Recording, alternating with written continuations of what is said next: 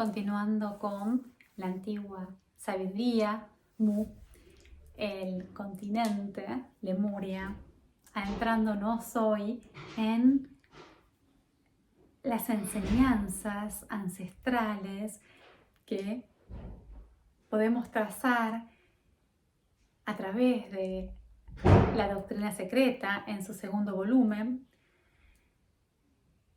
y con citas específicas de los Puranas y del Génesis, vamos a tratar de encontrar la línea histórica, esas frases, esos símbolos, esas citas que nos permitan trazar esta delgada línea que dejó la civilización la civilización Lemur. Y para empezar, Elena, ¿no? Y cuando decimos Elena vamos a referirnos a la que va a ser un poco nuestra guía en este camino que emprendemos juntos. Elena Petrova Blavatsky, la escritora, la autora de la doctrina secreta. Elena nos dice entonces que dentro de las escrituras sagradas que nos llegan hasta nuestros días, los Puranas, el Vedanta, la filosofía védica, empiezan a hablar y se retrotraen a las eras precósmicas, mucho antes que el Génesis, a toda esa parte de la creación que se concibe en la mente de Dios antes de que el Creador Supremo entrara en la forma, antes de la creación del universo. Entonces, esto es importante entenderlo cuando hablamos de los Puranas, porque la simbología es una simbología tan antigua que se retrotrae a la semilla de la voluntad creadora de este gran artista que llamamos el Creador, antes de que existiera concretamente el cosmos, la creación material, ¿no? Y esto Elena lo compara con el conocimiento de la Biblia. Y la Biblia nos llega a nosotros en nuestra civilización, nuestra cultura, en nuestra religión actual a través del Génesis en el Antiguo Testamento, pero forma parte de toda una tradición hebrea mucho más antigua. Y nos dice Elena nuevamente que estas escrituras hebreas hablan ya concretamente de la creación material y que se focalizan entonces en la historia de nuestra raza, de la raza que conocemos ahora como la raza humana, ¿no? Los humanos que somos, según esta línea de pensamiento, según estas enseñanzas, que somos entonces la quinta raza. Y omiten entonces el Génesis, que es la historia del surgir de nuestra raza, omite todo lo anterior. ¿Qué quiere decir? Que esto se los comento y los comparto con ustedes porque hay una brecha enorme. Hay una brecha enorme desde la sabiduría ancestral de los Puranas, como también desde de múltiples otras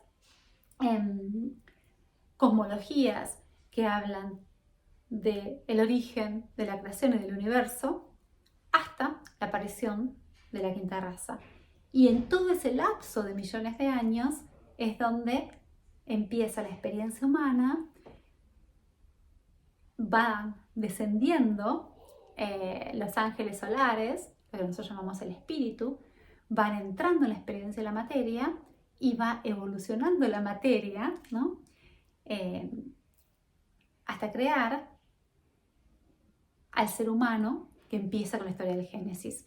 Esto es un olvido mayor de nuestra raza porque en el Génesis, de cierta forma, ¿no?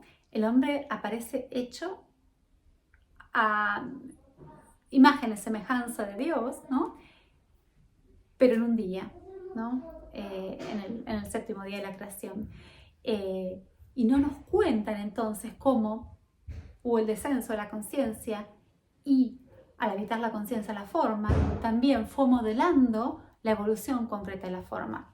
Y para hablar de esta evolución concreta de la forma viene luego Darwin, ¿no? Que nos empieza de nuevo a hablar de este concepto de que la materia, de la forma, va evolucionando por su teoría bien citada en el origen de las especies, pero hay otro nuevo olvido, otro nuevo eslabón perdido, y es cómo se pasa de la forma animal a la forma humana.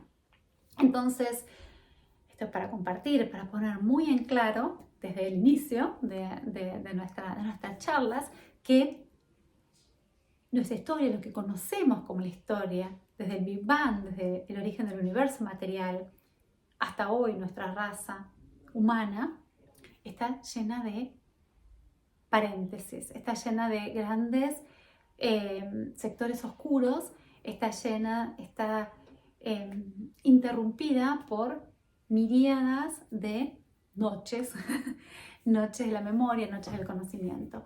Lo que hacemos y lo que podemos hacer hoy en día nosotros desde nuestras miradas es tratar de encontrar, ¿no?, aquellos hitos, aquellas anécdotas, aquellas escrituras, aquellos reportes o sitios arqueológicos que nos traigan información que de otra forma no podríamos recuperar, ¿no? Y bueno, si volvemos entonces y retomamos al origen del universo, si retomamos al Big Bang, si volvemos al momento en que la voluntad del Creador se manifiesta y se expresa de forma potentísima y se crea y aparece todo lo que serían los diferentes mundos, dimensiones y estructuras, incluido esta nuestra dimensión físico-material, ¿no?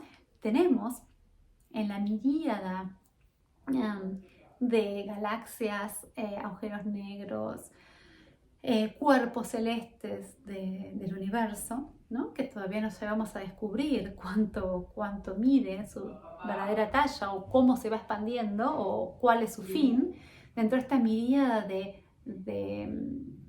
astronómica y cósmica está la Tierra, ¿no? Y la Tierra pasa ella también por un periodo de evolución, de preparación. Y hay muchísimas etapas a concretar, ¿no?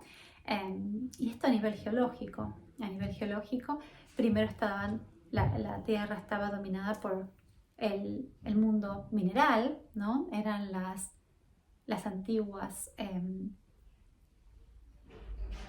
épocas primitivas donde se estaba preparando concretamente el universo de la forma, ¿no?, donde se formaban las placas tectónicas, donde había erupciones de volcanes subterráneos, donde el fuego y la lava permitían que se unieran y se combinaran los elementos químicos para formar uniones atómicas complejas, donde a través del fuego se producía la alquimia, ¿no?, de que a partir de los elementos más básicos, ¿no?, y más simples se fueran combinando en moléculas más complejas, donde se iba preparando también la atmósfera, ¿no?, donde a partir de las grandes aguas surgían y se volvían a sumergir en la profundidad de las aguas continentes enteros, placas tectónicas, y donde de a poco se fue modelando la división entre tierras y aguas, y donde en el fondo profundo de los océanos se empezaron a formar conglomerados por depósito de placas de tierra que luego fueron ascendiendo y pasaron a ser lo que constituyeron los primeros primitivos antiguos continentes. Esto fue una preparación de la Tierra de millones y millones de años. Y esta fue la era donde la Tierra estaba los componentes, era una cocina en ebullición donde se estaban preparando las formas materiales. Y todavía no había una conciencia humana que habitara esas formas. Luego vinieron las primeras combinaciones, ¿no? Las combinaciones de átomos en moléculas más complejas, las combinaciones de moléculas en individuos o formas de vida unicelular, combinación de bacterias y fagos para formar las primeras células con capacidad de interactuar, de intercambiar a través de la incorporación de la mitocondria, ¿no? Cuando la atmósfera empezó a tomar su alto contenido en oxígeno y empezó la respiración celular, y de estas formas a las formas multicelulares, y de las formas multicelulares aparecieron entonces todo lo que sería el mundo mineral, y esta es una nueva etapa, de nuevo, una nueva iniciación del ser que llamamos Gaia, de la Tierra, toma la iniciación y pasa entonces a albergar a todos los organismos del mundo, ¿no? De las plantas, y ya pasa entonces a otra etapa de su complejidad, con los primeros líquenes, con las primeras formas de vida, un poco entre el mundo unicelular y vegetal, y a partir de ahí se complejizan los vegetales y dan un lugar y un hogar para el que puede aparecer formas más complejas de vida, y entonces la Tierra pasa una nueva iniciación y recibe a los primeros animales, a las primeras formas de conciencia animal. ¿Y dónde aparece la primera experiencia ahora en todo este continuo de vida, ¿no? Bueno, según nuestro modelo y paradigma actual es muy reciente, pero si nos retomamos y tomamos las enseñanzas que nos deja Elena, las primeras formas físicas que podríamos llamar humanos, la primera forma física compleja, de complejidad suficiente para albergar a los peregrinos estelares y ver el amanecer de lo que hoy llamamos la humanidad, aparecen hace 18 millones de años. Y en este sentido, desde nuestro punto actual y nuestra pequeña historia de 5.000, 7.000 años, esto es verdaderamente, es un número que no podemos hacer, no podemos integrar en nuestra conciencia. Este es el punto que Elena comparte como el punto de aparición de los primeros individuos que podemos empezar a llamar humanos, ¿no? Entonces, bueno, esto es un poco el origen, ¿no? Desde estos tiempos que hablábamos, precósmicos, desde la voluntad del Creador de manifestarse en la forma, pasando luego por múltiples razas, ¿no? hasta la aparición en la tercera raza de un hombre que tiene una estructura física material en esta dimensión.